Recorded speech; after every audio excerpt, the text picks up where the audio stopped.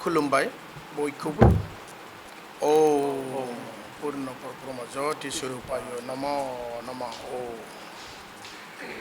जे दिनै बे समाव गिबियावनो बिटिसि हालामनि मानगोनां साफ्रोमबो रायजो राजानिसिम आरो नोंथांमोननि बे निउस चेनेल खौ नायगिरि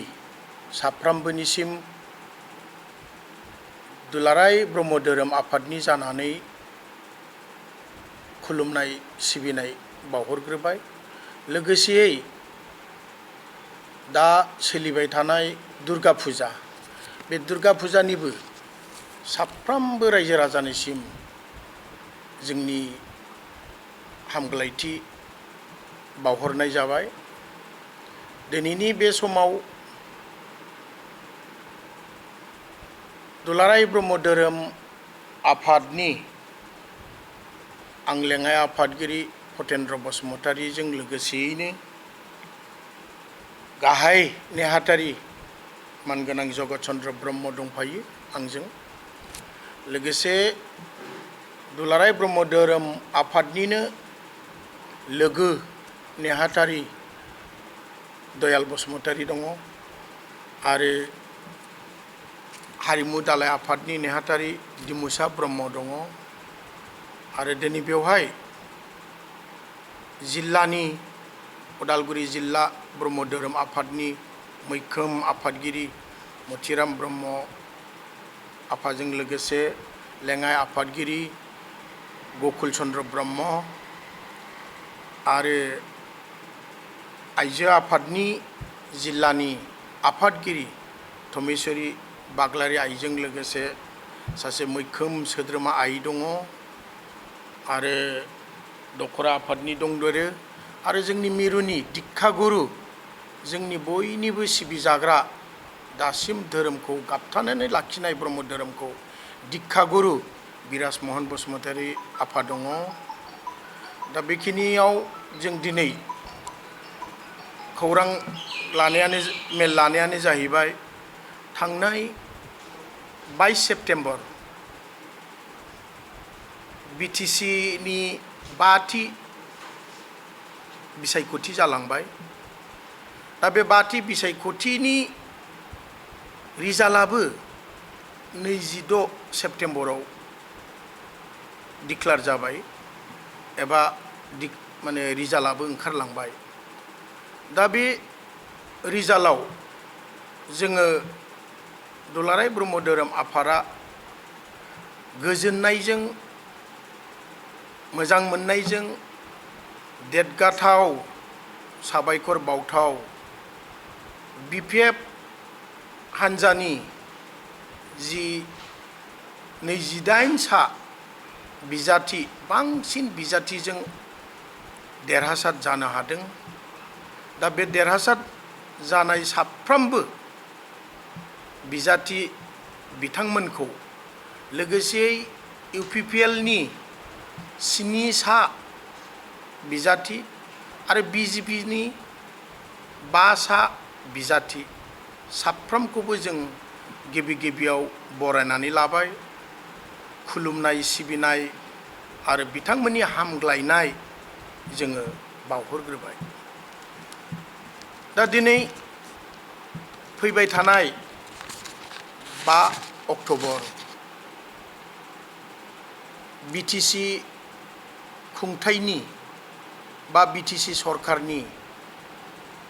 जि बिबानगिरि बिथांमोना समायखिरा लानो थांगासिनो दं आरो बे समायखिराया जोङो मानिनांगोन बिटिसिनि जोनोम होगिरि बिपिएफनि जोनोम होगिरि मानिजाथाव सिबिजाथाव मानगोनां मुस्रि गेवलां हाग्रामा महिलारि गाहाय मावफुं सोद्रोमा हिसाबै बिथाङा समायखिरा लानो थांगासिनो दं बिथांजों लोगोसे गोबां इएम बिथांमोनाबो निश्चय समायखिरा लागोन जों मिथिनाय बायदिब्ला दा बै बिथांमोननि जि समायखिरा लानो थांनाय बिथांमोनखौ जोङो बरायदों गोसो गोथारै जोङो गोसो गोरबोजों दुलाराय ब्रह्म धोरोम आफादनिफ्राय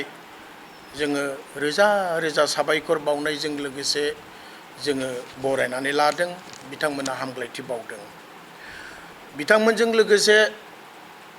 MCLA थागोन बिथांमोनखौबो जोङो